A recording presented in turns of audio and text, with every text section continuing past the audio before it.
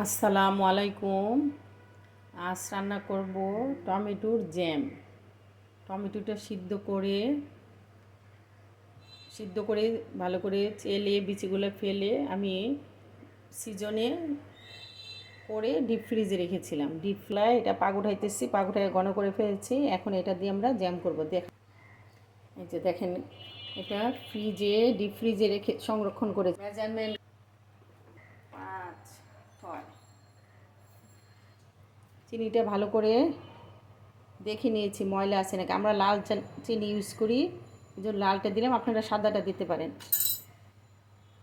চুলাটা কমিয়ে দিয়েছি, এখন এটা আস্তে আস্তে দিয়ে দিব। মেজারমেন্ট কাপে 3 কাপ, আর পিউরিটি নিয়েছি, ঘন ঘন রসটা নিয়েছি 6 কাপ। আগে টমেটোটা ঘন করে নিচ্ছি, এ কারণে যেন বেশিক্ষণ জাল দিতে না হয়। একটু দেখি,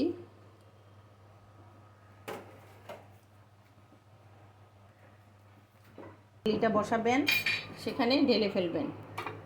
এখন আমি জারে জেলিটা বা যেখানে বসাবো সেখানে রাখবো। বিসমিল্লাহির রহমানির রহিম।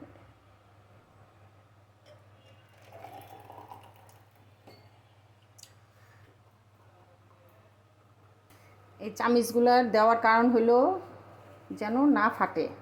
এখন চামিচগুলো উঠিয়ে ফেলবো।